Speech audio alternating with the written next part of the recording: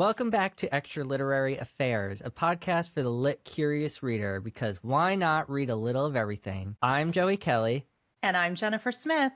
And today we'll be having an affair with Clay Cane and his new novel, Burn Down Master's House, which was published just last month, which if you're listening or watching this in the future, that was January of 2026. It certainly was, Joey. I would like to read a quick bio of Clay Cane, since I did not know anything about him before reading this wonderful novel. Clay Cane is an award-winning journalist, radio host, political analyst, and a New York Times best-selling author. He wrote The Grift, The Downward Spiral of the Black Republicans from the Party of Lincoln to the Cult of Trump, which became an instant New York Times bestseller and was released in January 2024. So Joey seems to really like to do these releases at the first of the year, so very grateful for that.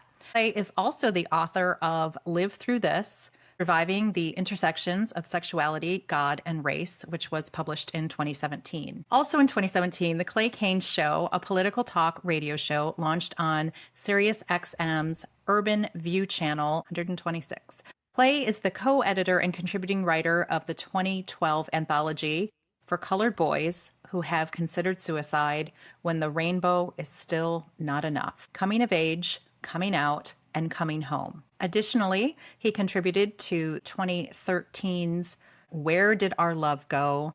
Love and Relationships in the African American Community. Clay Cane is a graduate of Rutgers University, a member of the Phi Beta Kappa, and graduated with a BA in English and African American Studies. Okay, just saying, he went to school in Jersey, so you know. And if you couldn't tell by the bio that you just read, he is gay, and so he's one of us, one of the girls, the gays, and the theys. So that's great. I love to see it. I'm going to read the synopsis from the publisher. As turmoil simmers within a divided nation, smoke from another blaze begins to rise. Sparked by individual acts of resistance among those enslaved across the American South, their seemingly disparate rebellions fuel a singular inferno of justice, connecting them in ways quiet at times, explosive at others. As these flames rise, so will they. Luke, quick-witted and literate, and Henry, a man with a strong and defiant spirit, forge an unbreakable bond at a Virginia plantation called Magnolia Row.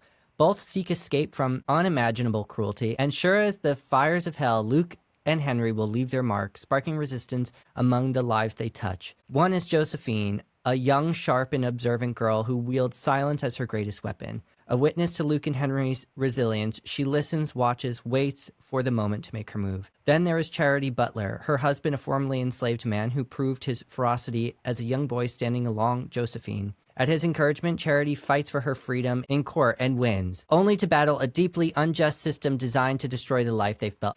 And finally, there is Nathaniel, who ruthlessly exploits over black people and mirrors the cruelty of the white man who, like him, are enslavers. A perversion of the system of slavery, his fragile and contradictory rule will become a catalyst of its own. Inspired by the true stories of the profoundly courageous men and women who dare to fight back, Burn Down Master's House is a singular tour de force of a novel, breathtaking in scope, compassion, and timeliness that speaks powerfully to our present era.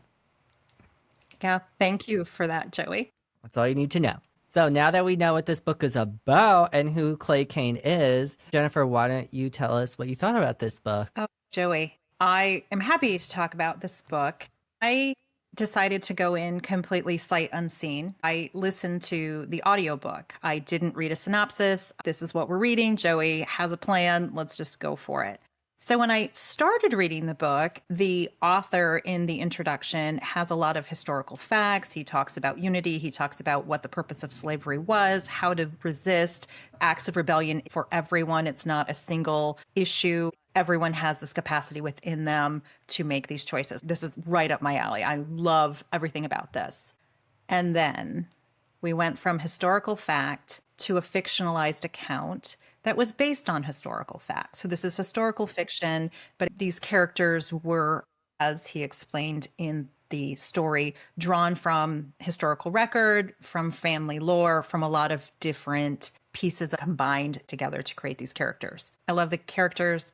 I loved their storylines arcing over standing on the shoulders of giants. People say that a lot. Like the sacrifices made by previous generations and people in your circle allowed you to move forward into your life. I loved all of that. But Joey, I'm still absorbing the graphic horror and depiction of the physical mutilation, the sexual violence, the murder. All the things that were happening in that book really sat very heavy on my heart. I know that this is a very provocative book. I think a lot of people are going to talk about it. I loved his opening where he talks about the way in which the United States decides to say, let's not talk about slavery because it might be harmful to white children to think that their ancestors did this. We need to shield them from the truth. And he makes a very clear comparison with in Nazi Germany. They talk about it. They say this was an evil that occurred in our society. We do not put monuments up to them. We have erased this portion of their existence without forgetting the evil that was done. And that to me was a very interesting parallel, thinking about how other countries have dealt with violence internally against their own citizens. So, Joey, I loved all of that, but I am still reeling from the visceral, I'm going to call it body horror. I know that is not true because this is not made up, really. Well, no, you could still categorize it as body horror because it is extremely graphic.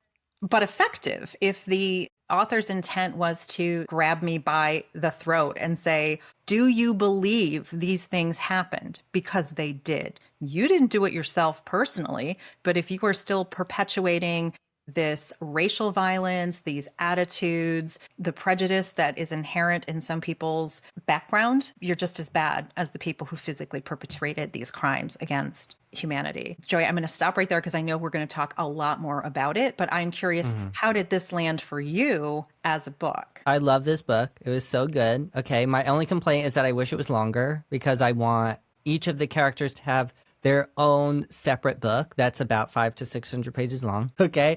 They are all so compelling. I would say that's a good content warning to give people is that if you're going into it thinking this is going to be historical fiction that is based on real life accounts, well, as much information as he could possibly dig up about some of these people, because sometimes it's like a name that's mentioned somewhere and he has to fill in the gaps. You could probably guess that because it's about slavery, there is going to be some horrific things, but I don't know that there's any way to tell that it's going to be in such graphic detail because it's play by play. Okay, this is like Silence of the Lambs level graphic detail. Yeah, I would agree. So if you're not expecting that, I would still read it no matter what, but I think it would be helpful if somebody is not accustomed to reading a body horror type of book. Not that that's the main point of this book. It is just a part of it because it's necessary. You don't have to go even back as far as slavery. You can look at Emmett Till and what happened to him. He was mutilated. That's extremely graphic, but it's a part of history. So I think it is important. And I think that's why I put it in here. To be fair, listen to it first, and I don't remember hearing the warnings about the graphic violence and the content warning. Oh, there's none. But I don't think there is. When I picked up the electronic copy of the book, it said there will be child abuse. There will be all of the things that were in here. There are references to slavery, to murder, to sexual violence. It was very, very clear. So had I read with my eyes instead of listening with my ears, I might have been more prepared for what was coming. I will say, although it was horrific, the reason it was so horrific is because I believed it to be real. I don't think he had to invent these horrible atrocities that people did to each other. It happened. And I think that's why it was truly disturbing. Yeah, it's not like a fictional story. Well, I mean, it's technically fiction, but it's not like a monster is eating a person and you're watching them get chomped in their jaws or something. That's obviously not going to happen. But yeah, this is visceral because this very well could have happened the exact way that he wrote it. But anyway, okay. So I found this to be deeply satisfying because they get their comeuppance. And that does not happen often in history, especially. But in a book, even about slavery, that might not have been the case. So it was just so satisfying to see all of these characters that you get to love to get their revenge. And I think you can enjoy it at different capacities because if you're distracted by like, oh my God, that's disgusting. I cannot believe I just read that or listened to that. But because I am a horror lover and this is not something that would faze me very much, I was just like, yes, I love what you guys are doing, and please do more of it. We're sort of focusing on the horror because I think it's very shocking if you're not expecting that, but good thing there's content warnings. I did not even notice that in my school copy. If it says it in there, I didn't read it. But I think the characters are really what makes this story so beautiful and so compelling to read, because it's such a short book, 252 pages. If you're reading a physical hardcover edition, in such a short amount of time, he's able to make these characters completely believable. As soon as you start reading about them, that's it. And he builds on them, as you mentioned. They appear later in the story as long as they're alive. So you already have a history with these characters as you keep reading. But something that I will end on here is that I kept thinking about a novel by Clarice Lispector, An Apprenticeship or the Book of Pleasures, because in it, it says, one of the things I've learned is that we ought to live despite we should eat, despite we should love, despite we should die. It's even often this despite that spurs us on. The despite was what gave me an anguish that when unsatisfied was the creator of my own life. And so I thought this was a perfect pairing with this novel, because these enslaved people are living despite all of these circumstances. They're still able to find joy, as much joy as they can possibly find. And they're not thriving, okay, obviously, but they are still able to get these moments of joy and happiness, even if it's like a very fleeting moment, like a few seconds, but they are still able to do that despite all of the horrific conditions that they're living in. Yeah, Joey, I appreciate that you say that, because there was a lot of hope, joy, resilience, community, tradition. A lot of those things were front and center. And as you talked about the main characters, we know them, we feel them, we share their aspirations, we share their struggle. We see how they have influenced those around them. And there were a lot of instances where you would be able to see a person's true character, their true leadership, their true integrity coming through, even though they're being debased and enslaved and whipped and sold, and just in some cases physically, bodily mutilated by their enslavers. And the ideas of community, family, what we take for granted. Joey, you and I grew up in intact families. We were not ripped from our families of origin. I can't imagine the idea of spending your whole life wondering what happened to my child, what happened to my parents. I just was really touched by the reminder of how when you are treated as a non-human entity, and that comes up many times. They said we are bred like animals. And one of the main characters, Henry, which, Joey, I thought of you when I was reading the storyline. Because he's gay?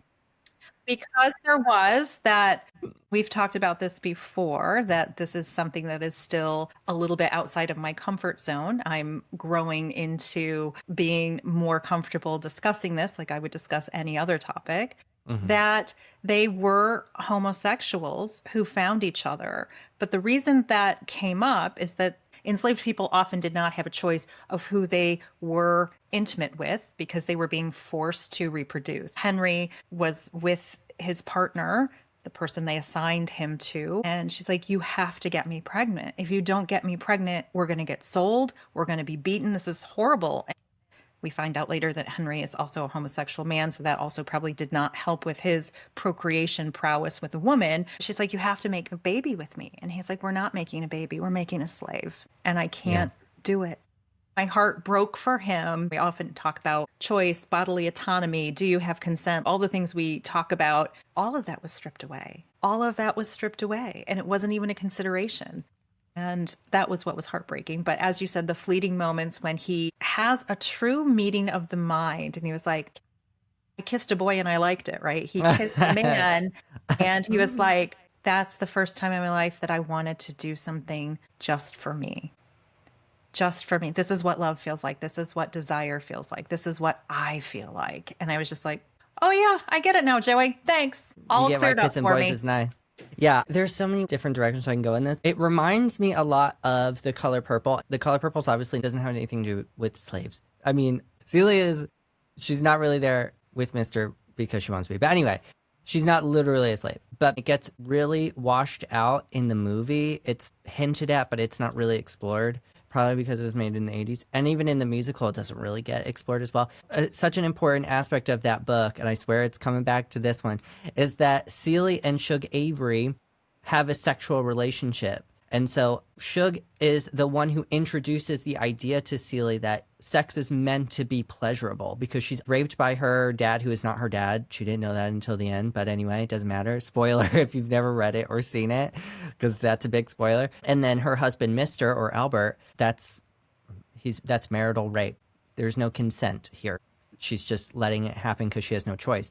But it's the first time that with Shug that she gets the opportunity to experience pleasure. That is why I'm saying this is related, because Henry is the same way. We don't know if he's had sex with women. We know that in the opening scene, they're trying to force him to breed with one of the enslaved women to, of course, breed a new labor force, which I think is something that is really passed over and whitewashed out of history in the United States, at least in my education. Not that I can recall every single moment of my education growing up, but that's something that I feel like I would have remembered, is that not only with enslaved people with each other being forced to breed, when white people and black people were having sex, there were certain laws based on the gender of each person and their skin color, which I will talk about because I think that's important.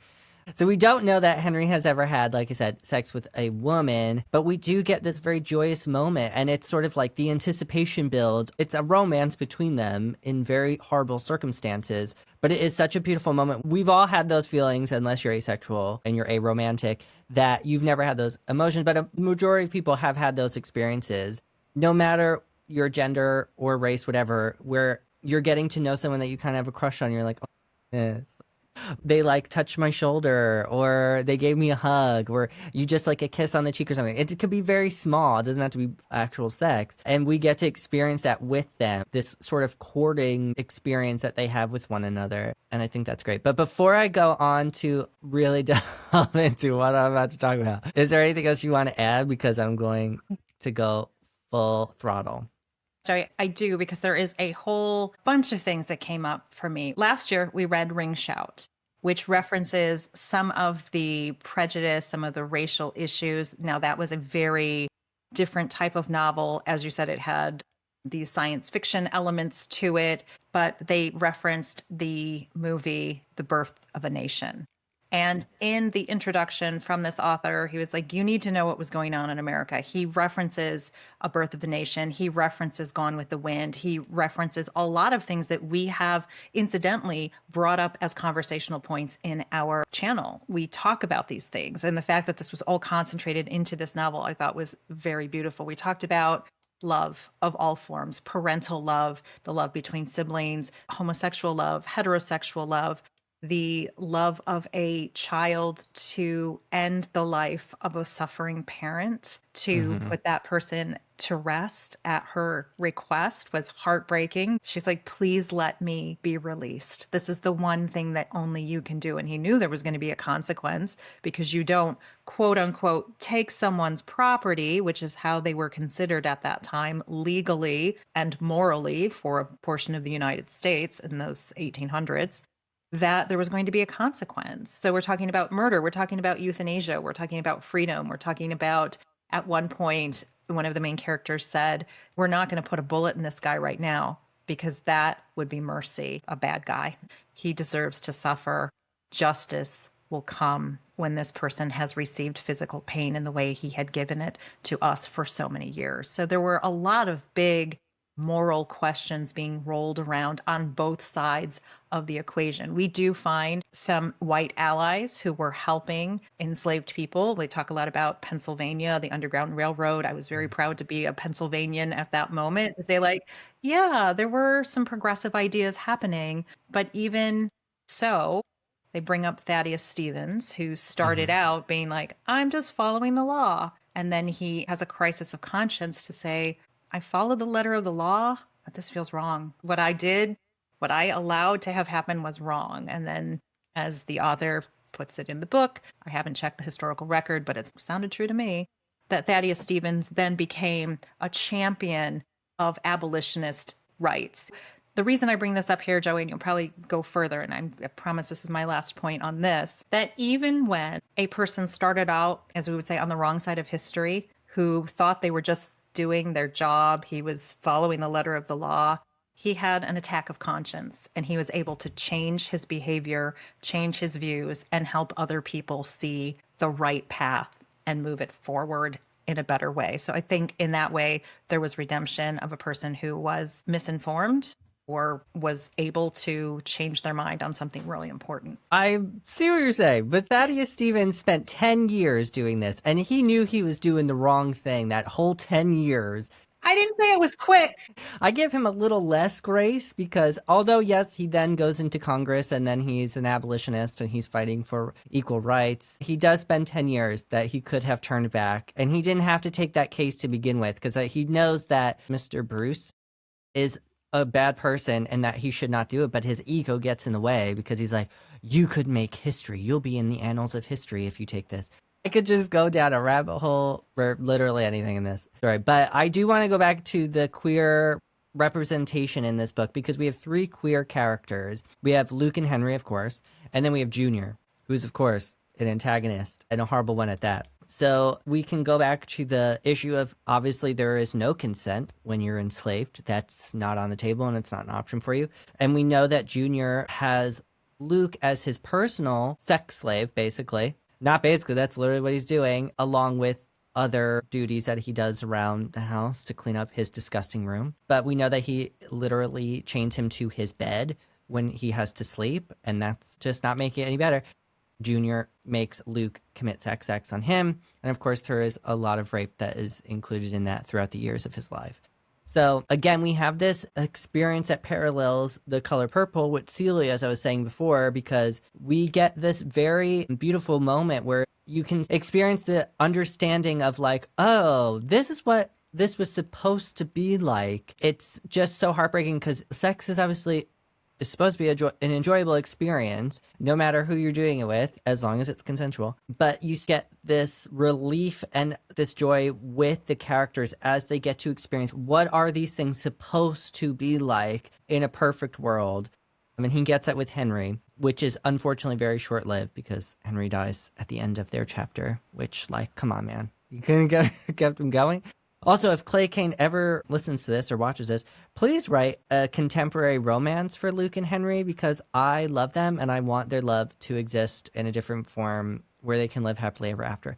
But I want to talk specifically about Junior because he is described as a dandy, which I'll put up what a dandy would look like because I think people could think that's a slur. It's not. It's like literally a style of clothing. But Junior is described as flamboyant, like pretty stereotypically effeminate for a gay man, and he is described as being grotesquely fat. And now these are 2 red flags to me in literature. Why are you doing that? You better have a purpose if you're going to do this. And Clay Kane does have a purpose, I think, that he was correct for putting that in. First of all, describing his physicality as grotesquely fat. We don't see Junior actually consume any food. So it's not a gluttony of that kind. It's a gluttony of overindulgence and all other things. He is super privileged. He is a spoiled little brat, and he can indulge in the most disgusting carnal sex acts at a whim because he has Luke, who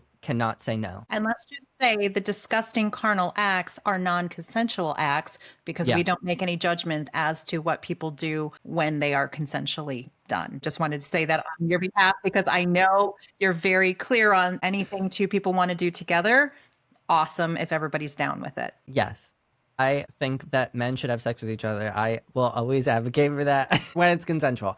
Because there is a lack of this very stereotypical gluttonous depiction of someone eating and consuming a lot of food or beverage, I think that was Kane's point. He has no limit to what he can indulge in everything else, even though having a physically large body or being fat is not inherently immoral. And being gay is, of course, not inherently immoral.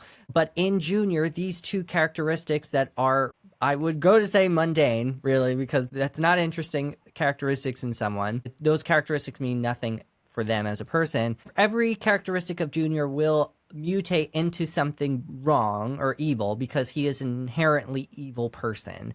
And so I think that was the point of him showing him as a stereotypically effeminate, fat, gay man, because he's a pretty flat character otherwise. I think all the antagonists are kind of flat, but that's intentional because the focus of the story is, of course, on the protagonists, who are the enslaved people. And his privilege, Joey, and the fact his father hates him. His father was like, "You're lazy. You don't do anything. Why are you here?" And the mom, I think, indulges him because she was from New York City. And he goes to New York and he's like, "I should have been born in Connecticut. I should have been born somewhere else. I was like born in the wrong place." And that was just an interesting thing for me when I think about people who have body dysmorphia. I was not born in the right time or place. He had a little bit of that, but it was very clear that his father despised him, whether it was because he suspected his son was homosexual or because his son didn't seem to have a lot of get up and go and wanting to be a slave owner and use that privilege. He's like, "I want to go to New York and see plays and talk to interesting people. I don't want to be confined here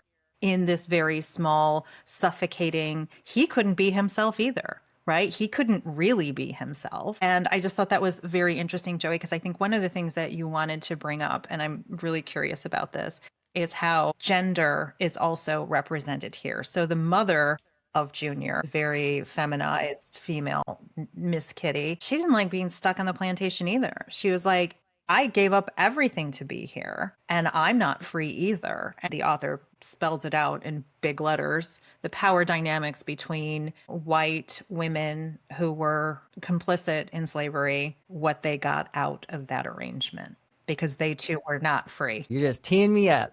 And probably teeing you off because I was just so angry reading this, Joey, but that's nothing new. Yeah, it is Mistress Kitty. She likes to be called that, Mistress. It's funny that they like those titles, Mistress or Lady. And this actually worked out perfectly because there's a stuff that is reflected in the essay that we read last week by Audre Lorde, "The Master's Tools Will Never Dismantle the Master's House." That one's not about slavery as we discussed, but it is about patriarchy and feminism. The wives of these plantation owners, like Lady Baynard and Mistress Kitty, they both evil people. That's obvious. But I think they both show what Audre Lorde was talking about. Maybe in like the most extreme example, because she's not obviously referring to the antebellum South. But I think we can see how they engage with patriarchy to reserve their own power, but that they are also, as you said, they're hurting themselves in the process of doing this. So Mistress Kitty is very upset with Ruby, who is working inside the house. She's cooking and cleaning and doing all that stuff instead of laboring outside,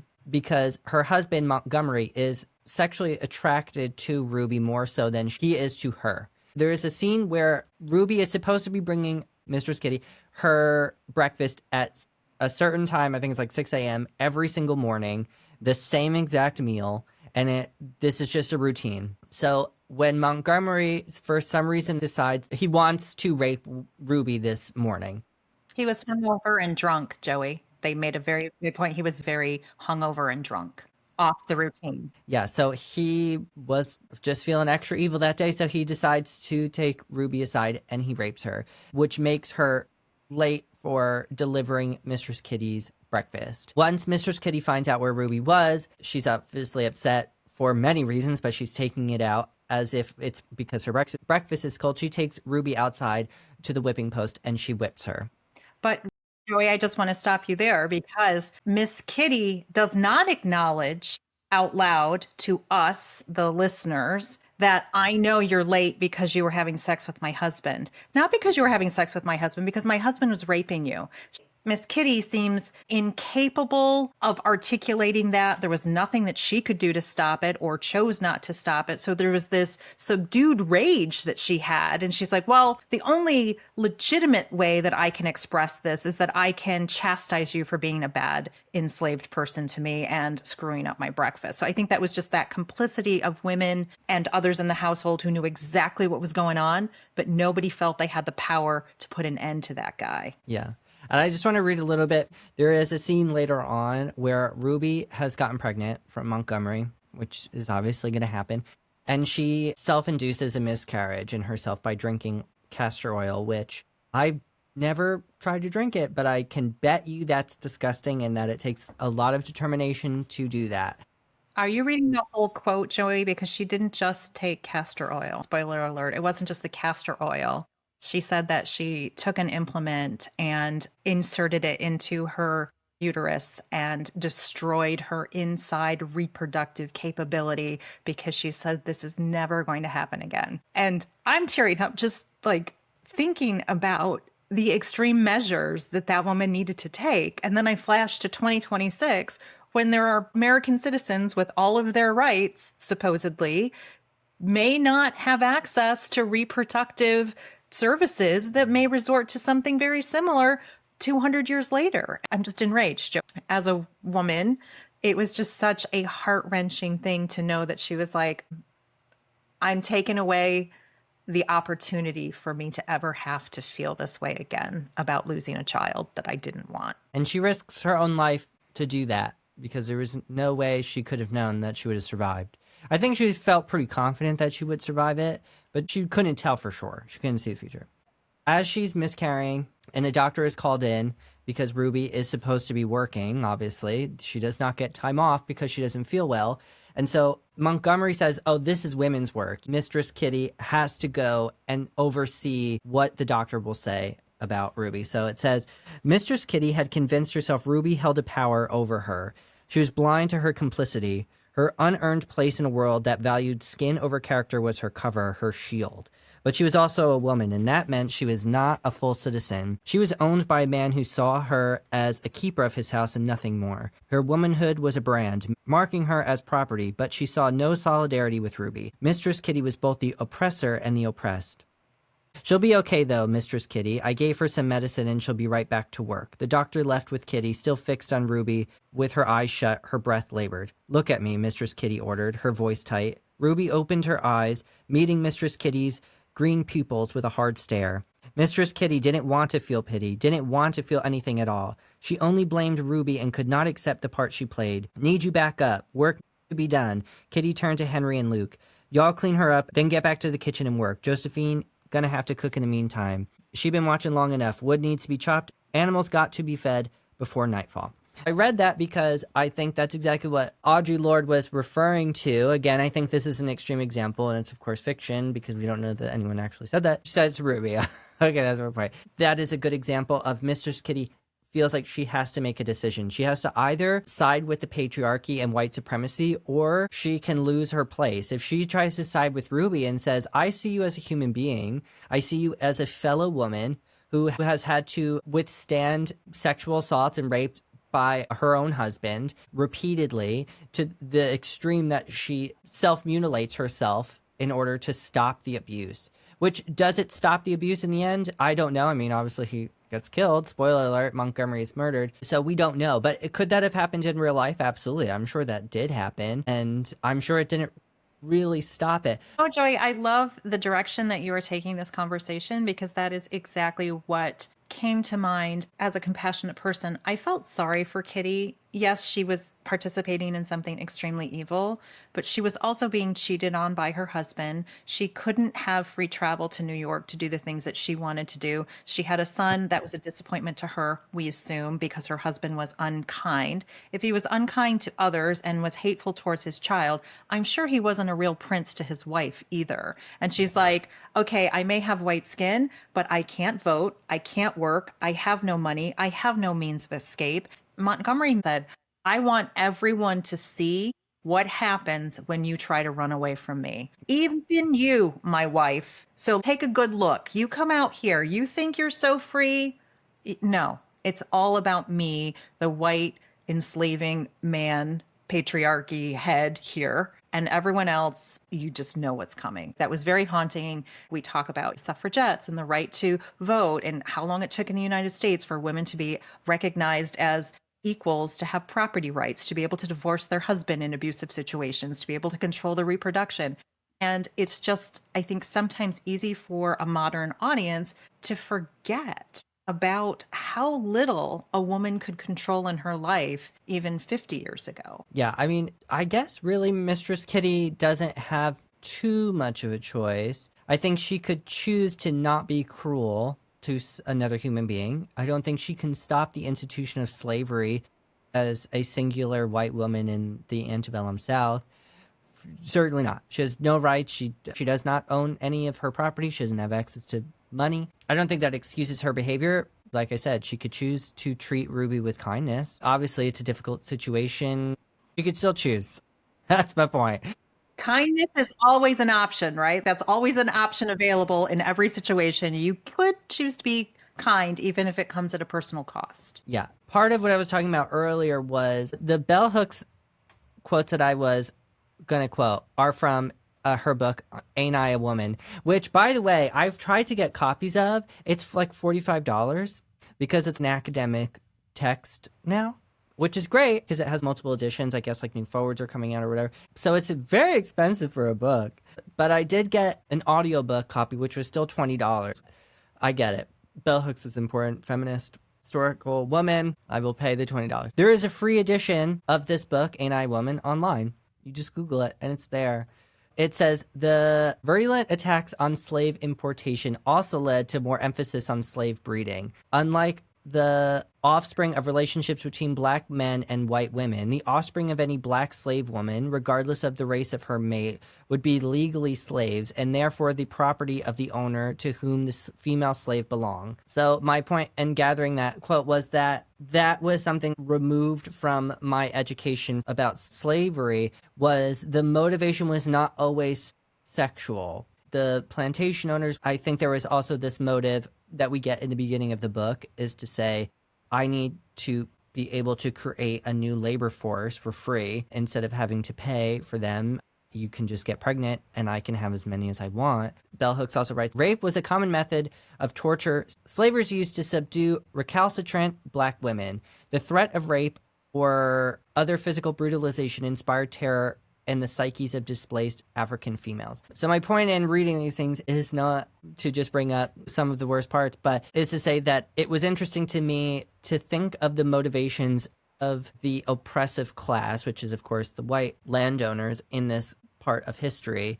There was so much underneath the surface. You think this is an evil act, and of course it is, but there is so much more to it, like trying to breed a new labor force just because you could and it was free. It was just more economical. It's just obviously such a dehumanizing thing, but I think is super important if we're talking about slavery, is to bring up all of these horrific things because that's history and that's important to know. Thank you for bringing that up, because the profit motive, right? When we think about why were people enslaved in the first place, as I understand it in the United States, they were brought to work the land. Why did they need to work the land? Well, because we wanted to own the land. We wanted to produce cotton. We wanted to be enriched, we being the enslaving people. There was a very big financial motive to do so.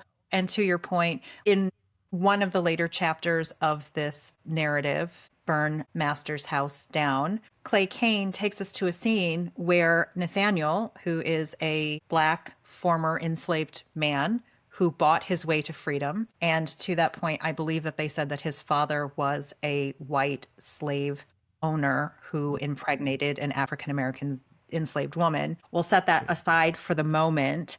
There was a huge profit margin because when Nathaniel turned runaway slaves back into their original owners, he received $500 each for a mom and her young child. $500 in 1860 was probably a ton of money. I don't know the conversions, but that seems like a lot of money. And thinking about the death rate, lots of people were dying of dysentery and all sorts of diseases that we are no longer dealing with now. So there was a huge profit incentive to have as many babies with my female reproductive staff. I'm going to call them staff at this point, which is not the correct term. It was all about the money. In my heart, I want to believe this to be true. I'm probably being very Pollyanna and not in touch with reality. I do not believe that every person who maintained slaves as a workforce did it because they didn't appreciate or care or see these people as human. They simply were trying to make money. It was money over humanity. It was money over another person's dignity.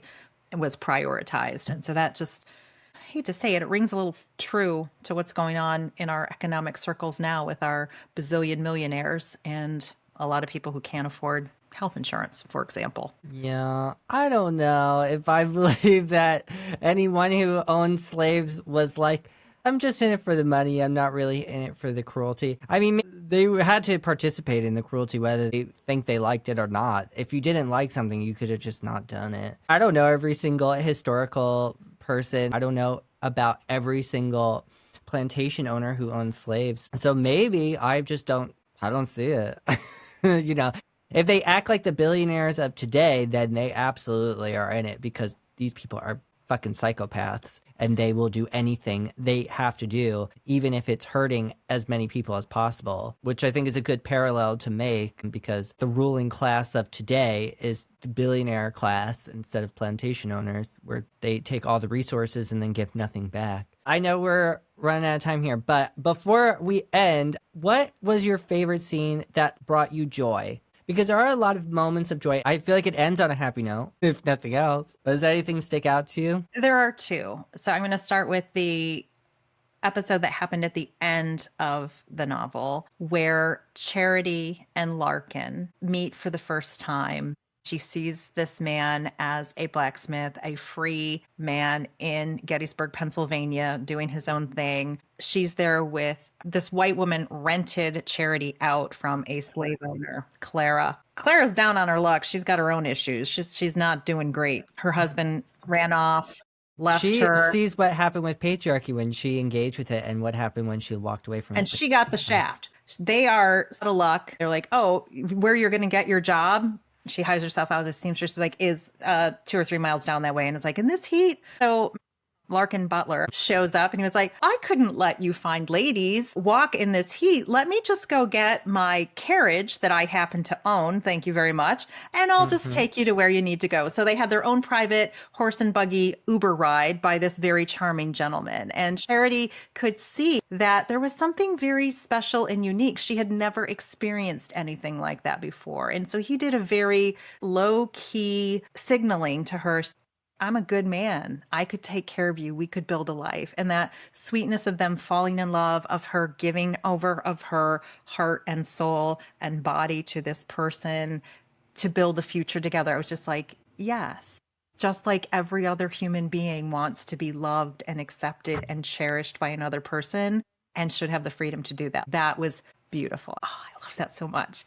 And then the other was when Henry and Luke were at a river and they got in the water and they were swimming very, very close to each other, kind of moving their hands in this mermaidy fashion. And I was like, yeah, that's me. Young love, facing 6 inches away from your boyfriend and being like, oh, this is magic. I will remember this for the rest of my life. And it was just a nice callback to raw human emotion that everyone should have the opportunity, should they choose to take it, to have that unbridled freedom. And when he said, this right here, this minute we're sharing together this close, this is freedom. There's nothing more free than this. And the phrase that keeps echoing through my head that I thought was so inspirational is that every time a horrific thing happened to this community, the phrase was, don't let them take what they can't touch.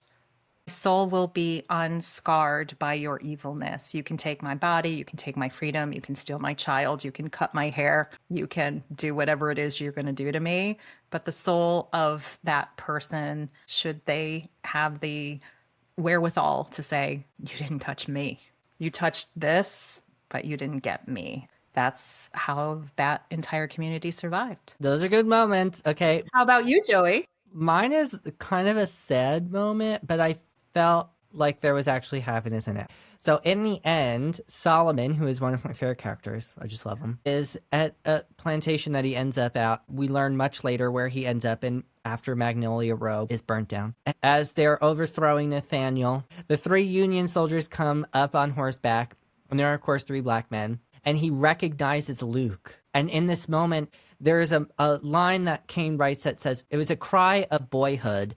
He has this whole thing where he's like, I'm not wanted. I just don't fit anywhere. I'm disabled because of the injuries that he had sustained earlier in life at Magnolia Row. So Solomon sees Luke and he has this moment where maybe I was just reading into it. I wanted him to feel this, but this feeling of, oh my God, now I can take a breath because Luke understands my history. He was there when this all went down with his injuries, and he just like understands him on a different level. He knew the Solomon before he became this new iteration of this completely broken down person because of all the horrific circumstances that he had lived through. And I just feel like there's such happiness in him. Again, maybe I just read into it, but there was just like a moment of pure joy that I really loved, even though it was sad what he had to say about it. And I won't spoil it because I think it's just a beautiful moment. You really feel for Solomon. I really love that part, and it sticks out in my head. Yeah, same, Joey. It was very beautiful. And I completely agree with you when you said being seen by someone from your past who knew you at your prime before all of these injuries. They both had a physical disfigurement as a result of the time they spent on that plantation. It was a symbol because if I look at a person whose ear has been mutilated, how many people do you know remind me of someone from home who has a mutilated ear? And they had that moment of recognition that was just so beautiful. So, as you always say to us, Joey, just read it for yourself, experience that joy and that beauty, but also profound sadness because they talk about they were boys at the same time, and one guy looks 70 and one guy looks 40. The author says the human bondage, enslavement of a person is the most aging thing that can happen to a person. And I thought that was very interesting. The other guy walked through war, still looks pretty good. The person who had been enslaved for the last 30 years, he wasn't great, malnourished and overworked. Yeah. Poor Solomon. I hope whatever happens after the book ends, he lives the rest of his life and is full of joy. I hope that for him. Okay, so next month, we're going to be exploring grief. You're like, oh, hey, maybe you could talk about something a little bit happier. Nope. We're really leaning into it. But okay, we're exploring grief through the Americas. So we're going to be reading selected works from Argentina, Bolivia, Uruguay, Haiti, Martinique, Venezuela, Chile, Puerto Rico, and the United States. So we're hoping to accomplish 2 things next month. First, to follow in the footsteps of Bad Bunny. So hopefully everyone has seen his halftime show. Please watch it on YouTube if you have not. So thank you so much, Bad Bunny, for that much needed reminder that the United States is not the whole of America. Okay, there's a lot of other countries that make up America, and it's not just the United States. And to show that how some things like music, because of course Bad Bunny is a musician, and grief are universal languages that do not need to be translated to be understood, and Jorge Luis Borges would agree. So in addition to fiction and short stories, we will also be opening each episode with a poem by a different writer to help us expand our scope of the Americas even wider. So if you want to follow along, on the screen is our schedule for the next month. So we'll be reading 5 things, and I'm very excited.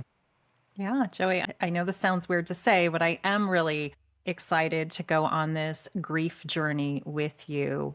You look at how different cultures in the Americas, right? We're all still on this side of the globe. We're not as far away as some people would like us to believe, how those are similar and different in the way in which we acknowledge and reckon with grief. And not all of them are grief about death either. So there is different types of grief, and we're going to explore it all, at least 5 of them. So there you go. So Joey, instead of March Madness, which is a basketball thing, I guess, I'm not a sporty person, we're going to do Grief Madness.